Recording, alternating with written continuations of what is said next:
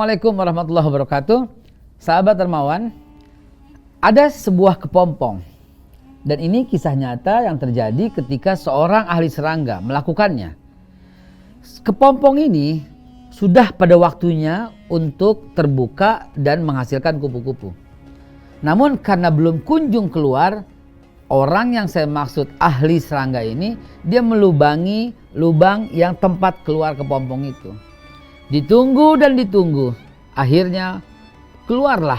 Namun yang keluar bukan seekor kupu-kupu, tapi seekor gengat yang sayapnya kecil, terlipat, dan dia berjalan seumur hidupnya tidak bisa terbang.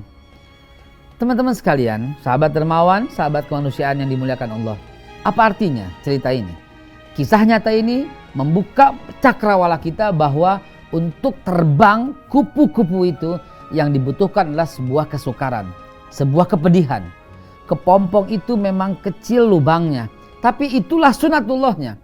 Dia harus melaluinya, sakit memang, tergores memang. Tapi goresan itulah yang membuat sayap kupu-kupu itu terbuka lebar. Goresan itu memang sakit, pedih, yang membuat tubuh gempal si kepompong itu keluar cairan dan teriris-iris dengan pedih dan sakit. Dan itulah yang membuat tubuhnya kempes, kecil, dan akhirnya sayapnya terbuka lebar dan mampu terbang. Subhanallah, pelajaran ini membuat kita semakin sadar bahwa jalan menuju kemudahan itu adalah kesukaran. Dan Allah menggandakan kalimat itu dengan inna ma'al usri yusra, fa inna ma'al usri yusra.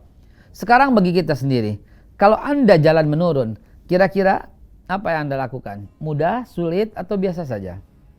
Tentu mudah, tapi Anda lebih rendah kedudukannya. Kalau Anda jalan datar, kira-kira sulit atau mudah atau biasa? Mungkin kita lebih biasa saja, karena itu Anda tidak naik kelas, Anda standar, biasa, wajar, lumrah, dan segala sebutan yang lain. Ketika Anda mendaki, sulit? Ya sulit, tapi Anda lebih tinggi dari posisi sebelumnya. Ini kan gambaran kecil dan sederhana bahwa jalan mendaki itu memang sulit, tapi ketika sampai di puncak kita lebih tinggi. Jalan biasa itu kan biasa, itulah sebabnya dia nggak akan kemana-mana dan nggak tambah tinggi, tidak tambah posisi. Tapi jalan menurun itu mudah, gampang, tapi Anda meluncur ke tempat yang lebih bawah. Sampai-sampai kalimat inna ma'al usri yusra fa inna ma'al usri yusra diulang karena untuk mendapatkan kemudahan jalan yang mesti dilalui adalah kesulitan. Ujian yang telah Allah berikan itu satu paket dengan kemampuan. Perhatikan ya, dulu kita waktu SMA kita belajar hukum Newton 3. Hukum Newton 3 berkata energi aksi sama dengan energi reaksi. EA sama dengan ER. Apakah ada itu dalam Al-Quran? Ya. La yukallifullahu nafsan illa wus'aha. Allah nggak membebani seseorang dengan beban kecuali dengan kesanggupan. Perhatikan tangan saya. Lihat tatap mata saya. Begitu ya pemirsa. Beban kecil. La yukallifullahu nafsan illa wus'aha. Catat. Allah tidak berikan beban kecuali dengan kesanggupan. Ketika ada beban, ketika ada kesukaran, detik yang sama Allah beri kemampuan. Sekali lagi tolong perhatikan. Beban kecil, detik yang sama Allah kasih kemampuan kecil. Tidak lebih tidak kurang. Ini janji Allah. Setiap beban Allah sertakan dengan kemampuan. Bebannya kecil, ya kemampuan kecil. Beban sedang, saya mulai naik, maka kemampuan pun sedang. Beban besar, kemampuan besar. Perhatikan sekali lagi, beban sangat besar, detik yang sama, janjinya Allah. Allah berikan kemampuan sangat besar. Sekarang jawab pertanyaan saya. Apa syarat mendapatkan kemudahan? Apa syarat mendapatkan hebatnya posisi Anda? Kalau bukan kemampuan yang besar. Dan kemampuan yang besar itu didapat setelah kita mengarungi kesulitan yang besar. Jangan macam-macam. Allah Subhanahu wa ta'ala itu tidak pernah salah memberikan kesukaran, memberikan beban kepada hambanya yang dicintainya. Tanda Allah pengen naikin derajat kita adalah kesukaran. Tanda Allah mau memudahkan hidup kita adalah kesukaran. Tanda Allah ingin membuat kita naik kelas, dihormati orang, memiliki tanggung jawab yang besar. Hanya apa? Hanya kesukaran, teman-teman sekalian.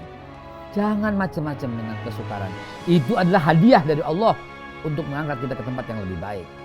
Kalau Anda sedang ujian, dan satu kelas itu ujian, setelah ujian biasanya kemana? Naik kelas. Kalau dalam suasana ujian ada satu orang, yaitu Anda, nggak usah ikut ujian. Bagaimana perasaannya? Nggak usah ikut ujian, Anda akan tinggal kelas. Bagaimana? Anda telah melakukan kesalahan yang besar, boleh jadi. Anda telah ketahuan merokok di kelas, boleh jadi. Anda telah melakukan belum bayaran, boleh jadi. Tapi itu adalah semua tanda bahwa Anda nggak boleh ikut ujian. Sehingga Anda santai toh, nggak belajar, kan nggak ujian. Nggak usah bangun pagi-pagi, kan nggak ujian. Santai, tenang, kan nggak ujian. Tapi hasilnya apa? Tinggal kelas. Orang yang sulit-sulit dia harus bangun pagi, dia harus belajar pagi, siang, sore, malam. Dia menempuh kesukaran itu, hasilnya adalah naik kelas. Ya, ketika naik kelas, tentu dia mendapatkan kemudahan dan kemudahan berikutnya. Saudaraku, teman-teman sekalian, sambutlah kesukaran itu. Karena itu satu-satunya cara memperoleh kemudahan. Ingat, kalimatnya digandakan oleh Allah. Sesungguhnya setiap kesulitan ada kemudahan. Dan sungguh setiap kesulitan ada kemudahan. Insya Allah sahabat dermawan, sahabat kemanusiaan memahami makna kesukaran dan menyambut, hei kesukaran, datang padaku, karena aku akan lawanmu dengan kemampuan yang sudah Allah titipkan.